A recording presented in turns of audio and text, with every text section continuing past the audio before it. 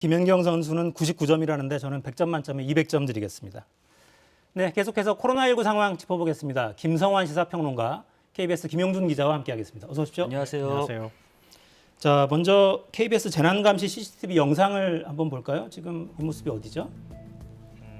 부산 광안리해변 모습이 지금 비춰지고 있는데요. 네, 해변이 한산하네요. 네, 사람이 거의 없다고 해도 과언이 아닌데 과거에 기자들이 해운대하고 광안리 해수욕장 사람이 몇 명 갔는지 단위 면적당 머리 숫자를 세는 일을 하곤 했었거든요. 그 정도로 사람이 많이 있었는데 지금 4단계로 격상하고 난 다음에 해수욕장이 폐쇄가 되고 거의 뭐 폐장이 된 거죠. 폐장되고 난 다음에 관광객이 거의 없다고 해도 과언이 아니다. 상당히 좀 부산이 연일 이제 100명대 확진자가 나오면서 이런 조치를 취했는데요. 아마 지역사회, 지역 경제에 좀 타격이 크지 않을까 걱정됩니다. 휴가철 성수기 한철 장사를 보시는 분들도 많을 텐데 저 지역에는 그렇죠. 왜 이런 조치까지 하는 겁니까? 그러니까 부산이 앞서 말씀하신 것처럼 계속해서 100명 이상의 확진자가 나오고 있고 인접한 경남도 뭐 비슷한 상황입니다. 더군다나 이제 수도권 확진자 비율이 4차 유행 초기에는 70%대까지 올라갔다가 지금은 50%대까지 내려갔는데 반대로 비수도권 확진자 비율이 지금 45%에 근접했고요. 특히 4차 대응 이후에는 최대치라고 합니다. 그중에서도 이제 부산과 경남 일대가 가장 많은 지역에서 확진자가 나오고 있는 상황에서 아직 뭐 한창 휴가철인데다 또 광복절 연휴도 앞두고 있는 만큼 4단계로 부산도 좀 격상을 한 것 같고요. 사실상 앞서 보신 것처럼 해수욕장도 조기 폐쇄라는 초강수를 내린 것 같습니다. 참 1년 열심히 일하면서 여름 휴가만 기다리시는 분들도 많은데 근데 이 시기에는 어쩔 수 없는 것 같아요. 이동, 접촉을 최대한 줄이시는 게 답일 것 같습니다. 근데 이 와중에 백신 공급 차질이 또 있어요. 네, 걱정입니다. 모더나 백신이 조금 지금 수급이 불안정한 상황인데요. 모더나는 사실 생산 시설을 갖고 있지 않은 일종의 벤처였어요. 그러니까 미국 정부가 적극적 지원을 해서 백신을 개발했는데 백신 생산과 유통망을 제대로 갖추지 못하니까 그 과정에서 뭔가 한 곳에 문제가 생기면 지금 이런 식의 백신 차질이 좀 빚어지고 있는 상황입니다. 근데 일단 제일 큰 걱정거리는 백신이 제대로 들어올 거냐는 부분인데요.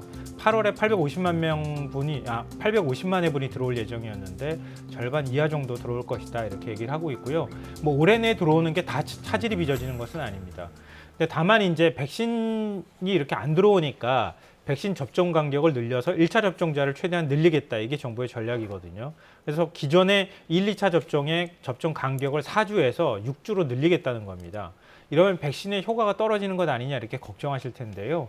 미국도 6주를 하고 있기도 하고요. 국가별 사정에 따라서 백신 접종 간격은 좀 조절하기도 합니다. 근데 다만 이제 1차 접종은 많이 할 수 있지만 2차 접종까지의 간격을 어떻게 그럼 메울 거냐. 그때까지 최대한 백신이 빨리 들어와서 2차 접종자까지 많이 늘려줄 거냐. 요 안에 공백기를 어떻게 메울 것이냐. 이게 관건이 될 것 같습니다. 결국은 한동안은 거리두기, 마스크 착용 이거밖에 또 없어 보입니다. 이 굵고 짧게 한다는 게 짧게가 안 돼요. 굵고 길게 계속 가고 있어서 걱정입니다. 이제 백신이 이렇게 못 들어오니까 복지부가 다음 주에 항의 대표단을 보내서 항의하겠다. 이런 계획도 내놨군요. 네, 그렇습니다. 사실은 그 백신이라는 게 그 계약서 상에는 공급 일정이 뭐 명시되어 있지는 않습니다. 다만 이제 서로 간에 이렇게 협의를 통해서 일정을 진행하는데 계약 위반으로 보기는 어렵지만 이 수급 차질이 모더나에만 좀 생기니까 이게 항의하는 것 같고요. 그리고 뭐 11월 우리가 70% 전 국민 집단 면역 형성 자꾸 이제 얘기를 하는데 이건 약간 좀 옛날 얘기인 된 것 같아요. 왜냐하면 지금은 뭐 돌파 감염도 생기고 접종의 시차도 좀 있기 때문에 자꾸 뭐 70% 이게 여기에 연연하기보다는 재생산 지수를 특히나 델타 변이에 있어서 좀 낮추면서 백신을 어떻게든 효과적으로 좀 많이 맞을 수 있도록 하면서 우선은 이 재생산 지수를 좀 낮추고 또 속도가 나고 있는 이 먹는 경구 코로나 치료제도 뭐 연말이나 연초에도 나온다고 하니까 그런 것에 좀 희망을 걸어보면서 우리가 백신 접종에 좀 차질이 없도록 하는 게 무엇보다 중요하지 않을까 싶습니다. 집단 면역까지 기대하기가 어려우면 이거 참.